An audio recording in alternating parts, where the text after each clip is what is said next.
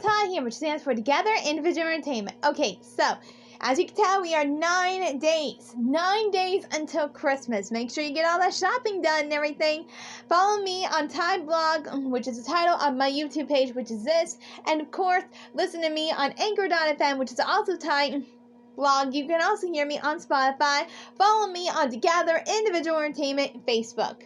And if you like my videos, don't forget to like and subscribe. So, let's get started. So, we are, like I said, 9 days until Christmas. And that is a big deal. But we are at least 8 days until Christmas Eve, which means on Christmas Eve will be a story unlike any other.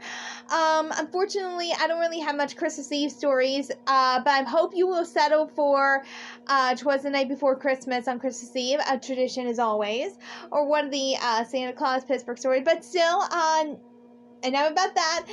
Let's get into the continuing story of the Disney Christmas collection, and our next story is all about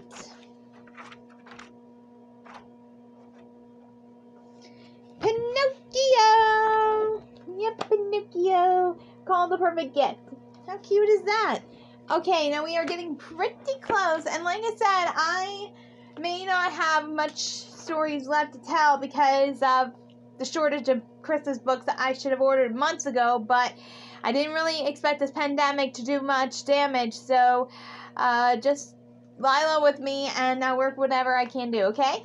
Alright, so let's get started. Christmas was just a few days away. Geppetto, the old woodcarver, was busy making toy soldiers, pretty dolls for the boys and girls in the village. And, of course, there seemed to be more toys than usual to make this year. Geppetto was afraid that he wouldn't get all the work done in time. Geppetto's son Pinocchio was eager to help his father. He knew Geppetto worked harder during the Christmas season than any other time of the year. While Geppetto worked day and night to make all the toys, Pinocchio, with the help of Jiminy Cricket, decorated the house for the holidays. Then they put up a tree and strung popcorn on its branches. They hung garland on holly. This would be Pinocchio's first Christmas as a real boy. He wanted it to be very special.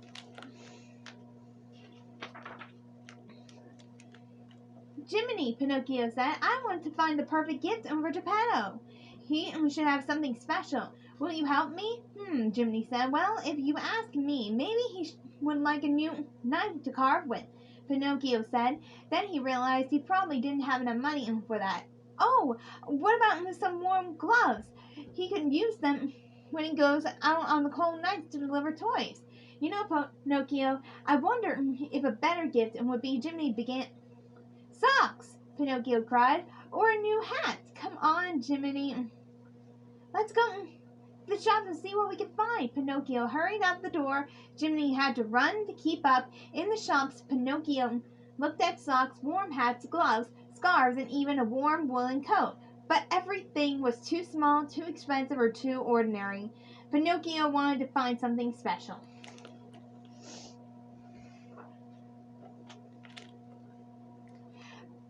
By Christmas Eve, Pinocchio still hadn't found the perfect gift for Geppetto. He felt sad. What am I going to do? He asked Jiminy. Well, I do have this idea, the cricket said. Really? Pinocchio asked. Please tell me. Jiminy sat him at the table and handed him a quill pen. You want to give your father something he really needs? I sure do, Pinocchio beamed. Write this, Jiminy said. Dear Geppetto, my gift to you is an extra pair of hands and an extra willing heart. Love, Pinocchio. When Pinocchio finished writing, he looked up at Jiminy. Now what? He asked. Now you put the note in here. Jiminy held out a box. Pinocchio dropped the note in. Then Jiminy wrapped the package with bright paper and a big bow. Geppetto will be very happy with this gift, Jiminy said. But it's just a scrap of paper. Pinocchio said. What sort of gift is that? Jiminy smiled. You might be surprised. Geppetto took a break from his work and to share Christmas Eve dinner with his son. After a meal, Pinocchio gave Geppetto his gift. What's this? He asked. Your Christmas present, Pinocchio replied. I hope you like it.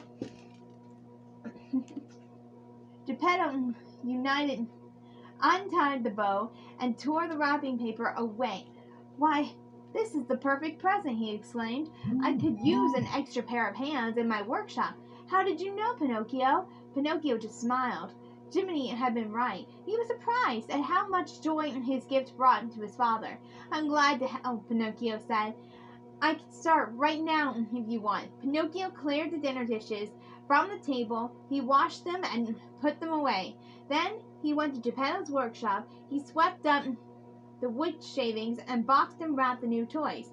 He made labels for each box so Geppetto would know who each gift was for.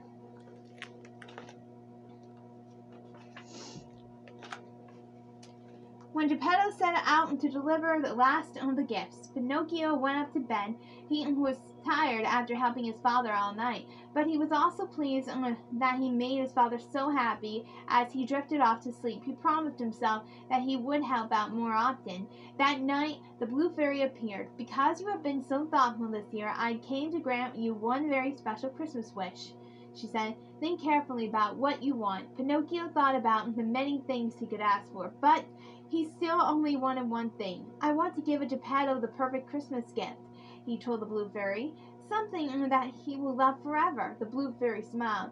She knew just what the present should be. "You are a very kind and loving boy, Pinocchio," she said. "I'm sure Geppetto will treasure this gift for years to come."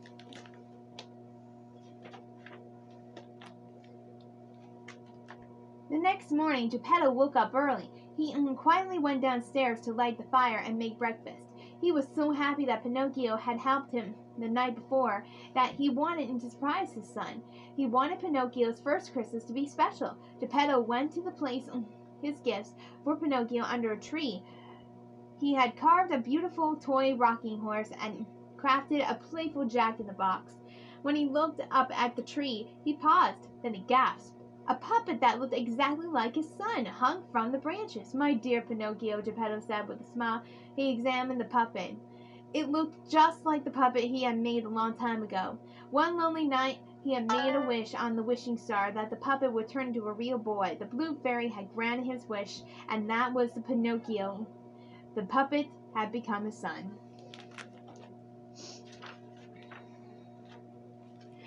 When Pinocchio heard his father, he and Jiminy ran downstairs. "Merry Christmas," he shouted. Geppetto sat in the favorite chair holding the puppet. "My gift! How did you make it?" Pinocchio stared at the copy of the puppet he used to be. He smiled. The Blue Fairy had chosen the perfect present for his father. "Puppet Pinocchio was my favorite creation," Geppetto said. "Oh, how I missed him." A frown appeared on Pinocchio's face. "You have?" he asked. Have I disappointed you?" Geppetto laughed. "Not at all, son. You've been perfect in every way. This toy reminds me of how much I wanted a real son. He reminds me of how happy I am to have you." Pinocchio smiled. He went over to the puppet and looked at it closely. He felt as if he was looking in the mirror. The puppet had the same dark hair and blue eyes he did. Geppetto stood up and started dancing with the puppet and singing. Pinocchio clapped along. He was thrilled that his father was so happy. Stopping to catch his breath, Geppetto looked at his son and said, "No one has ever thought to give me a toy of my own to play with because I'm a toy maker. But you understand how I love toys, Pinocchio." "Thank you, son." "See, Jiminy," whispered Pinocchio, "I told you that you would be surprised, and now you've been surprised twice." Pinocchio nodded as he watched his father dance with the puppet some more. Then he went over and danced beside the puppet that looked so much like him. Geppetto held out the strings for Pinocchio so he could try to make the puppet dance himself. It was difficult because the puppet was the same size as Pinocchio, but he didn't care. He was happy to share this moment with his father.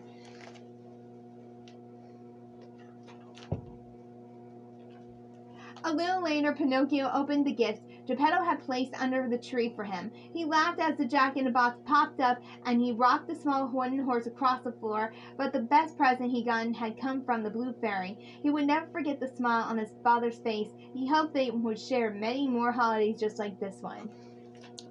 Alright, so I hope you enjoyed our 8-day of the 12 days of Christmas countdown ring along. And this is Ty saying happy holidays. Bye. And so, Merry Christmas, Joyeux Noël, Mele Kalikimaka, Feliz Navidad, y Buon Natal. From our house of fun and laughter to yours, happy holidays